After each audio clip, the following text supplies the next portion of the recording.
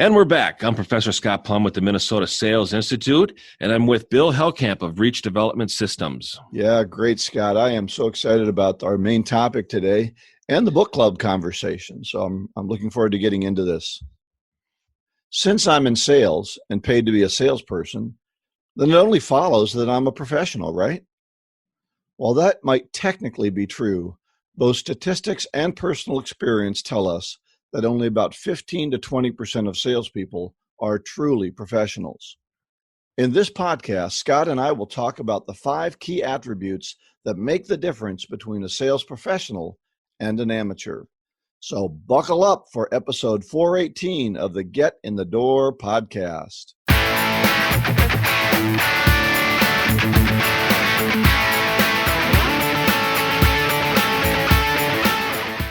So as we continue on the book, The Challenger Sale, I read it, like I said, a few years ago, and it's amazing how much of it is so relevant in today's marketplace and how unique it is, how we don't see some of the techniques and the practices and the advice that the authors write about in today's marketplace.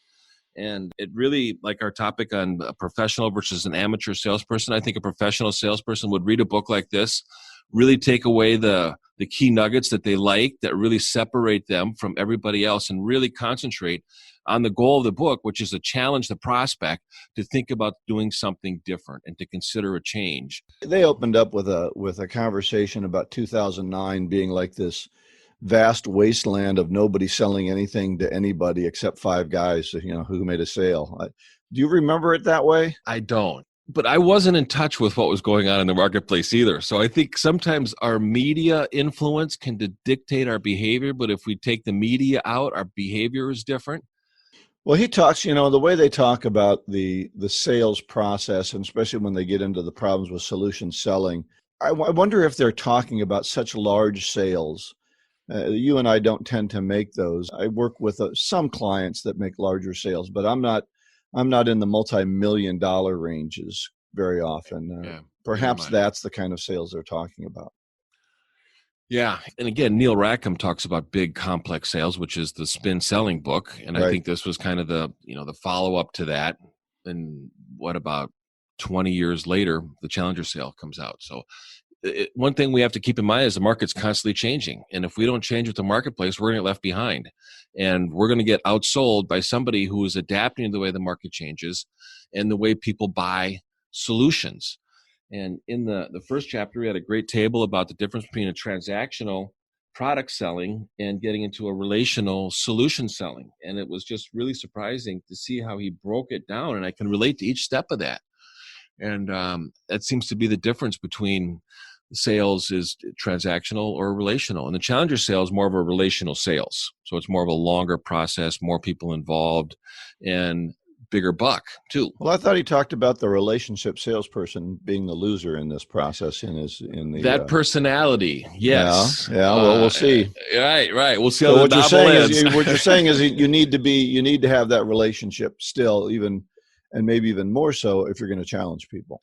You need to have a foundation of trust and rapport and respect. And in order to do that, I think you need to come to the table with the prospect, being a resource, challenging the resource, understanding why they do things the way they do right now, knowing where they want to be and what they want to do and what they want to have, and then provide a solution that's going to take them where they want to go.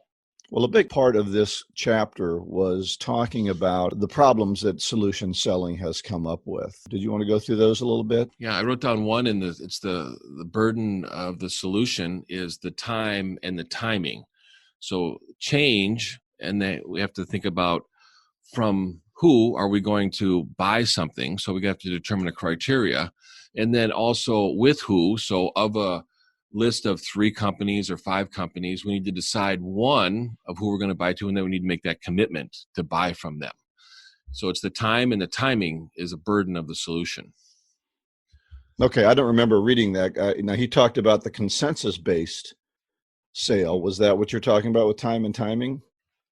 It's one of the things that I highlighted. Okay, because he talked about the rise of the consensus-based sale, which is what you talked about last week, when you said, make sure you think about all the people that are affected by the sale. And you Right. used Yeah. the telephone example. And that made me, I thought about that when I read this section about how many different people you need to bring into a truly large solution. And he Mm-hmm. identified that as a problem or a burden of solution selling, was that Yeah. as the solution gets larger, the Mm-hmm. base of people that you need to contact and work with gets larger, and therefore the complexity gets higher. Right. Yeah. And the reduction of risk is sort of the goal too. Increased risk aversion is the other subsection. And here's a quote from the book that I wrote down: is supplier success is often measured by the performance of the customer's business, not the supplier's product. Right. So what he was talking about there was saying that if you're going to want to sell me this big of a deal, I want you to take on some of the risk, which means we need to have success. Your product or service needs to help us be successful. And we're going to use metrics that look at our total success, not just whether your product works, but whether it really performs, which I think is a different thing, right? A software system can work okay, but does it really help us become more profitable? Mm-hmm. Yeah, I think the value of the product is in the application and the results of the application of the solution. But when you're going to get into that, you're going the buyer then has to commit to using it properly. Correct. And that's tough for us to guarantee, is how are they going to be using it correctly? And what is their level of commitment to using it? On the last episode, you talked about the printer that bought the cheap machine that they ended up not using because it didn't do the quality job. Right. So, and that wasn't the seller's fault. Right. So how can we guarantee somebody else's commitment that they're going to do it right? I'm challenged with this all the time. People come to me and they say, "Hey, Scott, can you come and work with my sales team?" And I go, "Yeah, I'd love to. Let me ask you a few questions. What are you expecting from them? What do you want them to do different? If you could change one thing, what would that be? When they leave the room, what behavior do you want them to adopt?" And we go through all of that. We put together a training curriculum and we do it. And then they say, "How about if you take a percentage of the revenue?" And I go, "Well, I appreciate the offer, but it's really tough for me to be able to guarantee that when I don't manage the sales team. That's right. I'm not what the are leader they of the going to be sales team. doing with it? And what's the Right. manager doing? Right. So I can't guarantee their commitment that they're going to apply it. And I can't guarantee you as the leader of the team that you're going to be managing and leading them and holding them accountable to the application of the new techniques and skills that I just presented. Right. I can't do that. So Right. it's really up to you to do. So that talks about that solution selling then. If they're going to want that, it makes the whole sale more complex. The third thing you talked about was a greater demand for customization. Mm-hmm. Now, that doesn't bother me at all in my solutions because that's what I offer. Mm-hmm. If I'm going to be the boutique sales trainer, I'm willing to do customization. And as a matter of fact, I find that sets me apart from many of the other organizations that I deal with. I'll go in and interview almost everybody that's going to be affected by this and feel that the customization is going to be there. And I think that that's normal in our industry. I think anybody that we talk to is going to want us to be able to customize the program to the needs of the salespeople and the requests of leadership on what they want the salespeople to do differently. And that's a norm. I don't know that that's as common in other industries or other sales process that other salespeople encounter. I think they are. I think in hard goods, one of my clients sells materials for working at heights, and people want different colors. They want specific materials. And sometimes that customization can be really good for the organization as well, the selling organization, because it gives them a new product. Yeah. So, for example, if they're wearing harnesses that need to work in the oil and gas industry, they need to be more robust in not rotting. Working in the North Sea and having oil and salt water on them, they need to be made of different products. Well, once they made that product, now they can sell to more of those companies that are working in oil and gas and have a whole new product line, as it were. Mm-hmm. So when we know that we're going to be dealing with customization, I think we need to price the solution accordingly and set ranges of what it's going to run when it comes to the customization. That way it gives you a little bit of leeway as to how you can invest time and still get a decent rate of return and a decent gross profit margin too. So the fourth thing he talks about is the third-party consultants. And working with, I did a lot of work with Lawson Software at one point, and SAP and Oracle deal with this as well. And that is the third-party consultant who comes in and says, "I'm going to make sure that you buy the right software package. and they're going to add their own value proposal to that. And now you're selling to the consultant more than you're selling to the company. Yeah. Have you run across that very much in? Not too frequently. In some meetings that I've had with companies, there'll be somebody from the outside that works with coaching the leader or that works in the marketing area. So they want to make sure that the sales structure or content or program, curriculum, syllabus, whatever we end up presenting is in alignment with that. And I usually see them once and I never see them again, which is nice. I've run into that as well. And what I always want to make sure, and I even tell them up front, I want to make sure that we're not in conflict with other things that are going on in the organization. I want to make sure that we find a way to dovetail them together so that your people, your leaders, your sales team aren't feeling that they're in conflict and saying, now, which process am I going to choose to make this work for me? So even if they don't have that third-party consultant in there, I want to make sure that everything's going to work together. Yeah.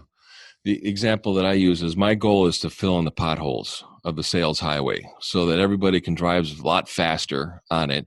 And it's sort of like adjusting the vitamins and minerals that we're taking every morning and not going through a blood transfusion. Because the last thing I want to do is create so much disruption that it just stalls everything to all the sales to stall out, because the salespeople are now confused because they don't know what to do. And sometimes I go in and I'm giving them a 180-degree change from what they're doing. And that's a little shocking when you see it, and it has to be reinforced and it has to be supported, and leadership needs to buy into it, and then it needs to be adopted. But that's why the market changes, is we need to change our sales techniques. Well, we see that a lot in large software sales too, right? The question isn't, will the software work, as much as how long it's going to take you to implement this thing. And I've seen companies go through implementation processes that take over a year. It drives people nuts. They're trying to get their work done, and all this implementation's going on. And it may be a better solution, but it disrupts so much that we can't get our work done. Yeah, it always takes longer than we think. That's right. Well, his final point was really, and I think the point he's trying to make is that there's a bigger and bigger gap between the successful salesperson, or let's say the professional, which we're going to talk about later, and the also-rans. And he used examples that there were many companies where 80% of their sales were coming from 2 or 3 salespeople, and the rest of the people were just such also-rans that they couldn't get to it. And I couldn't get the point. Was he saying that the solution sale is so complex that only a few people can really do it well? I don't know that he said that. I didn't take that away from the chapter, but I think he really stressed the importance of the complexity. Well, he's going to go into the challenger sale being more effective than the solution sale, I would assume, because he's talking about how bad it is to do a solution sale. So I haven't read the book, but I assume that that's the setup here in chapter 1, is to say we have a better way to do it. Oh, sure. Yeah. They have to keep the reader reading. That's right. That's right. Well, we do that in our training classes too. You have to set up the problem a little bit so that you can help them solve that problem. So if you haven't picked up the book and started reading it, it's not too late to start. I think this book is very relevant to the times. I think it's going to be insightful. I think you're going to get a return on the investment, whatever you spend on buying the book, but you have to read it and you have to apply it. And that's what's going to make the biggest change. And I'm guessing that's why you're listening to this podcast, is to be able to seek information that you can apply in your role of a salesperson to get a better result from all of your selling activities. So I really encourage you to buy the book if you haven't done so already. All right. Good advice. This segment has been brought to you by the Jumpstart Sales Coaching Program, presented by the host of Get in the Door podcast. Business is heating up, and now is the time to get back on the selling track. While others wait for the market to improve, prospects and opportunities await you now. Perhaps you want to be more productive on your prospecting, or you'd like to increase your closing percentage. Maybe having meetings online is not as comfortable as being in person. Sales reps are telling us they need some honest accountability and skill development to rise above the competition. Whatever your reason, this is the perfect time to engage with an experienced sales coach. That is why the host of Get in the Door podcast, Professor Scott Plum and Bill Hellkamp, have developed the Jumpstart Sales Coaching Program. For only $495, you can receive personal coaching from the same sales professionals you enjoy on this podcast. It all starts with a discussion to give us your insights into your specific goals, challenges, needs, and motivation. After your 1-hour online session to jumpstart your coaching process, you will receive 5 more half-hour individual coaching sessions to enable you to make improvements over time and create new habits. Most salespeople make their money back with just one sale. Go to getinthedoorpodcast.com to contact Bill or Scott about the Jumpstart Sales Coaching Program. Do you believe you deserve better results? Now is the time to invest in yourself and invest in your future. So the big question of the day is, are you a sales professional or an amateur? Listen, I don't mind telling you, I've been an amateur for a long time, and sometimes even now I fall back into the lackadaisical traps that can keep a salesperson from becoming a true professional. Now, Scott and I separately outlined 5 key attributes of sales professionals, and let's see where we agree and where we differ as we just go through each of these one by one and talk about them. So, Scott, my first one is a diligent work ethic. I think for someone to be a professional, you've got to be able to buckle in and get your work done and have a process for what it is you need to do every day, be organized, and have a great work ethic. I think of this as a double-blind study where we both go to our corner, we figure out what we're going to share, and then we come and compare notes. Mine is very similar. Mine is a strong desire and passion. I think anything that somebody is willing to do and feel like it's going to reward them in a sense of well-being for a human being and well-doing for the results of the activity, you need to have a desire and a passion. And I cannot teach somebody desire. I cannot teach them how to be passionate about their business and what they're selling. They have to bring that to the table. See, and that's a challenge I have with desire and passion. And I watched a good video by Mike Rowe who said, quit following your passions. You know, we hear this more and more. Find something you're passionate about doing and you'll never work a day in your life. Bull crap. If you're going to be successful, you're going to work a day in your life. And sometimes if you start working in your passion, you're going to hate it eventually, because I've seen so many people try to start a work or a business with their passion and they end up hating their passion. Find something, find something that's going to make you money and get your butt to work. So that's why I say a work ethic versus a passion. Bill, I can see your point, but I also think if a person's going to go out and buy a franchise and they don't like children, don't buy a daycare center because it's not a passion of yours. But if your passion is to working with children, then a daycare center might be a great franchise to buy. But I also know of people. If you own a daycare center, you'll eventually hate children. Maybe, but it's you start to see it differently. And once you become so engulfed in it intellectually, you also have to be able to be engulfed in it emotionally. And I think that's where people really find their calling, is to be able to have that passion, to be able to have that desire, to be able to apply their strengths, if we're going to go to the strength finders and do that. And when they're applying their strengths in a certain area, they never feel like they're weak. They feel like they're strong. They feel like they have endless amount of energy, and they feel like it's their calling, their overall calling. Yeah, I think callings come and go and passions come and go. And sometimes I don't feel like being passionate. But if I've got a work ethic where I can get stuff done, I mean, there's quite a few days where my passion isn't going to carry me, but my commitment to my goal list for that day carries me through. And then I feel good about myself because I did what I said I was going to do, whether I liked to do it and felt passionate about it or not. I've never felt passionate about making phone calls, but I do it because it leads to what I want to do. A friend of mine once said, in sales, you're going to do 80% of what you hate to do so you can do 20% of what you love. And sometimes it's just hard work. And I don't know a lot of people that are passionate about making phone calls. Maybe a few. Well, let me submit my number 2. Okay, we'll move on. Okay, we don't agree on that one. So it's different agreement, and I'll let our listeners decide which one they want to adopt. But my second one is commitment to the behavior. And you have to become a junkie to the behavior. So you need to get your fix every single day when it comes to your behavior. And if you've got a poor attitude or a bad attitude, or you don't feel like you're being productive and things have stalled out and somebody's just turned off the water. And it's like, what happened? And I've had salespeople call me that, they've been in business 25 years and they go, it feels like somebody just turned a faucet off. And as I talk with them, I said, that's because the market changed and you never did. Mm-hmm. You've been living the same week over and over and over again for 25 years. So we really need to be a junkie when it comes to our behavior. And if we're not creating the conversations and we're not doing the presentations and we're not getting sales, we need to go back to the pipeline and we don't have a closing problem, we have an opening problem. So become a behavior junkie and become a prospecting junkie. And that's called a diligent work ethic. So you're back on my number one, which is a diligent work. So we're in agreement now. We're evening out. Evening out.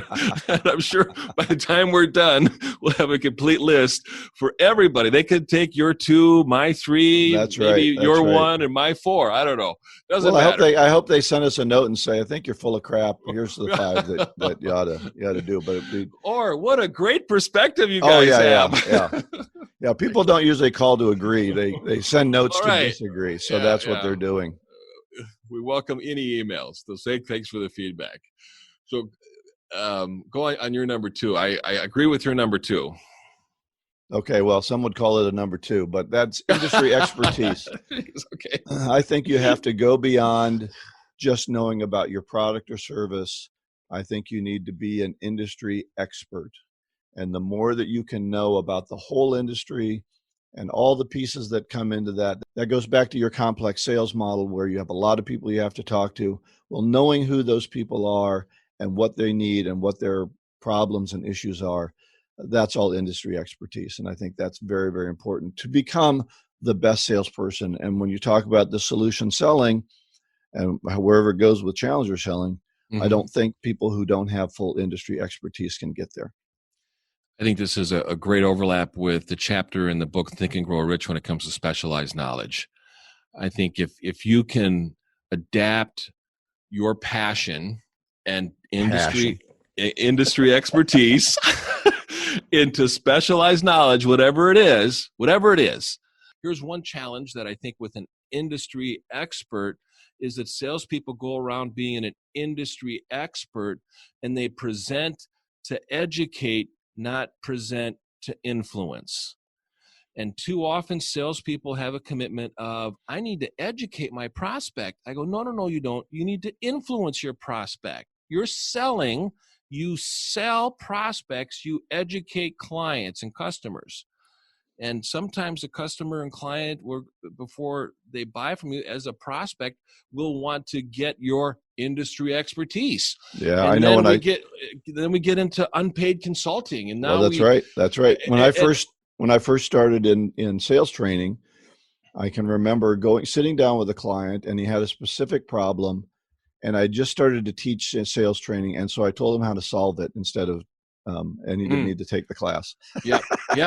I was the same way selling real estate. I was like the real estate answer booth. Anybody had a question, they'd come to me. Right. I'd give them the answer. I'd tell them how to do it, how to structure it, etc. And then all of a sudden go with another agent and they'd do everything I said. Well, I kind of screwed that up, which is probably why I'm not selling real estate today. So I learned my lesson. It took me a while, but eventually I learned my lesson. Right. But the industry expertise is to be used to move the sale forward, not to become the shell answer man.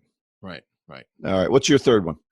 My third one is persistence in the process. Qualify and stay fixated on a qualified prospect. So we need to be persistent on our sales process when we are working with a qualified prospect. The challenge that salespeople have, and I think most of them experience it, and they learn from it over time, is stop wasting time with unqualified prospects. You need to create a sense of urgency, create interest and curiosity in the conversation, uncover the needs, the reasons to change, the process they're going to go through, and stay fixated on that. And you need to be persistent because your persistence demonstrates value. If you're not being persistent, you're not demonstrating value, and they're thinking, what is it going to be like to become a client if this is the way you treat me as a prospect? And I don't think enough salespeople really qualify their prospects. They don't because they love to have a pipeline, and as long as I have a pipeline, I'm doing something. Well, I'm busy, but I'm not productive. Right? Yeah. Yeah, absolutely. I remember I don't even know who told me this once, but it stuck in my mind, and that was don't don't give productive time to unproductive people. It's both a management theory and a very valuable for the salesperson too. If this person can't buy, if they're not qualified, if they're not the right person, and you're not moving around them, through them, or putting them by the wayside, you're going to waste a lot of time, and you're going to waste a lot of mind space feeling like you're productive when you're not. So my number 3 is analytical proficiency. And this really comes from my value in solution selling. And that is, you need to be able to look at a problem and figure out what it's going to take to solve that problem. I think that's what you're really bringing, especially to the C-suite. You're bringing new ideas, which I'll talk about in a minute, but you're also bringing that ability to analyze what's going on in that organization as it relates to your product or service, and then do something about it. That sounds more like a CFO's position. No, I mean, that's CFO in financial. Sure. Yeah, but analytical is in any problem solving. It's not just financial. It's how do these two things go together? So I remember, and you've run into this too. I remember going into a client, and they had made an engineer the sales manager, and they couldn't figure out why their sales weren't going up. And I asked them where they were getting their leads, and they were getting their leads at shows. Mm-hmm. And then they weren't calling them back for 6 months. And then they would say, well, when we call the leads back, they've already bought. I said, well, no wonder. But the sales managing engineer, whose turn it was to be promoted, he wasn't pushing anybody to call these qualified leads. But they couldn't see that. Right. Because they couldn't analyze it because they were too close. It wasn't a big, deep analytical problem, but that was my requirement to analyze that. Mm-hmm. So I think that analytical can come into anything that you do. The position of an analytical problem solver approach, and get into really presenting and selling the outcome of it. Here's what you're going to get once this problem is solved, because we sell results and we sell outcomes. Right. So we go through a solution and we say, which will do this, which will cause this, which will reduce this, which and in some cases solve this overall cost and consequence that a company deals with if they don't have a solution. And that's why my number 4 is a superb communicator. So you've got to take that industry expertise, you've got to analyze their problems, and then you've got to be able to communicate just exactly what you said. Communicate how we're going to help you solve this problem. Don't solve it for them in the office. Show them how your product, service, whatever is going to solve this problem. And you've got to be able to communicate that in a way that gets them excited about it, creates some energy in what they're doing, and helps them to move forward to make the decision. A very superb listener too, because that's something that I think a lot of people struggle with, is listening. They get so caught up on how they're going to respond, and they don't ask follow-up questions based on what they heard the prospect say. And prospects will tell you a lot if you're listening to them. Well, that's let's hire that guy because he's a good talker. Yeah. Right. He's going to be a good salesperson. She's going to be a good salesperson because she can really talk. Yeah. And a good communicator listens and understands, analyzes, and puts it all together. Mm-hmm. So what's your number 4? My number 4 is being adaptive. So be comfortable being uncomfortable. And this is how, Darwin uses the right of survivalship, and the weakest people perish. We need to be able to adapt to the marketplace. We need to be able to constantly be learning, and we need to constantly be uncomfortable. So we need to be comfortable being uncomfortable. And I think about my experience doing presentations and some of the things that happen. I've done a presentation, a fire alarm goes off. No problem. We're just going to go outside for a while. Then we're going to come back and we're going to pick up where we left off. Did a presentation one time, the bulb on the projector went out. No problem. You've all have handouts. Let's pick it up from there. And you just start becoming adaptive to every possible scenario that could ever happen to you. And that seasonality, or that seasoned professionalism, really carries you when it comes to being able to achieve the outcome, regardless on different things that can affect it based on how you adapt to the environment. Well, the interesting thing about that adaptable is when you adapt to the situation, when something goes wrong and the client sees that something's going wrong, and you're able to move through that and continue things on as best as possible based on the circumstances, your expertise, their admiration for you goes up because they see you being adaptable. But if you freak out, if you can't handle a situation, then it's going to go down, and they're going to say, "Look, we don't need this person around because they can't handle the situation." And the interesting thing is that can be on the golf course, that can be in a overheard conversation with a colleague. They can say, "I don't want to do business with this person because of the way that they are acting toward another person." Very true. Very true. You can learn a lot about somebody on a golf course. That's right. That's why I don't golf. Oh, okay. Okay. I own clubs. People say, do you golf? I say, I own clubs. It's a very big difference. They say, do you golf? I go, you mean hunting? I mean, hunting for my ball? Balls, is that what I was got? Yeah, good golfing session for me. Good golf game is I got more balls coming out than I went in with. So. Yeah, I moved to a community and they said, are you a hunter? And I said, I'm a golfer. That's the same thing. That's right. All right. How about number 5 for you? What's your last one? My last one is be generous. So share your experience, knowledge, and create a legacy. It's always surprising when we lose somebody that we learn so much from, and we're able to think of them with different skills that we've learned, different techniques that we've applied, different scenarios, and we think of them. And Steve Cloyd is one of them. I think of Steve when it comes to prospecting, and I think of Steve in certain scenarios. And he created a legacy, and he was generous with his information and what he knew, and he shared it with people through the podcast. But he created a legacy, and there are great people, men and women, that create a legacy. And when they're gone, you remember some of the generosity that they had and how much they really wanted to work with them. My 5th one is to be an idea generator. And when you're in the sale, I think you need to be able to generate ideas, be creative, come up with new things that the client didn't think of, ways of handling or dealing with that. So you're able to bring all of these pieces together, the industry expertise, the analytical proficiency, being a communicator, both listening and talking, and create new ideas that, because that client is in this smaller world and you're out there in the bigger world, you're bringing ideas, new ways of doing things to them. And I know you've told me this before. That's what we're, as trainers, that's what we're always bringing. Why should I hire you? Because, I think you've said, why should I hire you? You're not an industry expert in our industry, right? And it's like, yeah, because they're all going to tell you the same thing. Right. Let me bring in some new ideas from other industries that's working for them, so that you have so you can beat your competition. If you're doing the same thing your competition is doing, nothing's going to happen for you. All right. What are some of the resources that you've got for this? When you go to the website, getinthedoorpodcast.com, we've got a couple of blogs. Bill has one on what is your level of selling ability. And then I've created one called Is Your Commitment Greater Than the Consequences? So both of those Scott's more modern than I am. He calls them blogs and I call them articles. Okay. That's why I write articles and Scott writes blogs, but I don't even know what a blog is. It sounds like a disease. So I know it is. I don't know where the word came from. Maybe we'll get an email from one of our listeners. Tell us what a blog means. Yeah, all right. Yeah. This segment of the Get in the Door podcast is brought to you by Steve Cloyda's fine book, The Art of Prospecting, Your Guide to Getting in the Door.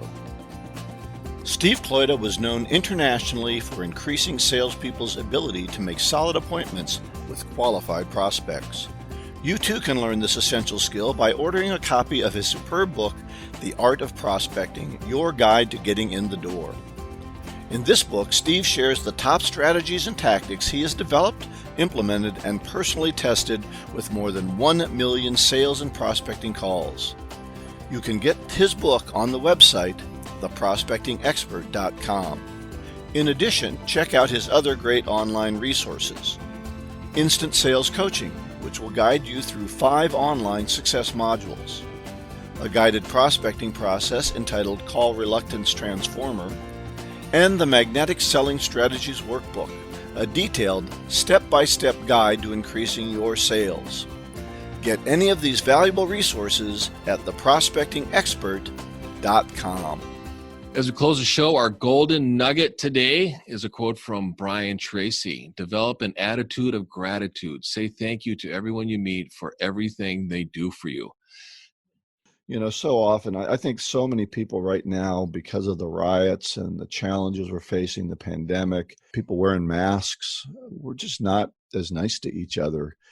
Twitter has done a lot to damage, I think, the social contract because we hide behind it. Now we can hide behind a mask. And I think kindness and that attitude of gratitude and kindness toward other people is really the oil that greases the gears of society, and we need to get back to that. So great quote.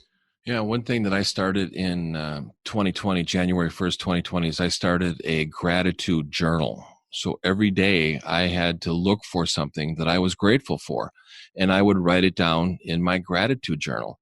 And as the coronavirus started in mid-March, it was a little tougher to find things that I was grateful for. But what I changed my perspective was it could have been worse. So I was grateful that whatever happened wasn't as bad as it was, or I was grateful that it didn't happen to somebody that I love. That's right. That's right. I do that every night in prayers Yeah. with my wife and I. It's always, what are we thankful for? And there's so many things to be thankful for, but they're the day-to-day, just being healthy, just not having a sore throat, just right, exactly. Your family's in good shape. That gratitude is important, and I think that's great advice. And one more thing on the current times is sometimes we are wishing that we had something and not appreciating what we do have. It seems like our joy comes from what we have, and our misery comes from what we don't have. So let's not concentrate on what we don't have. Let's concentrate on what we do have and make the most of what we do have. All right. If you want to find out more, go to getinthedoorpodcast.com. All the information we talked about, the show notes, the articles, links, all of it is at getinthedoorpodcast.com.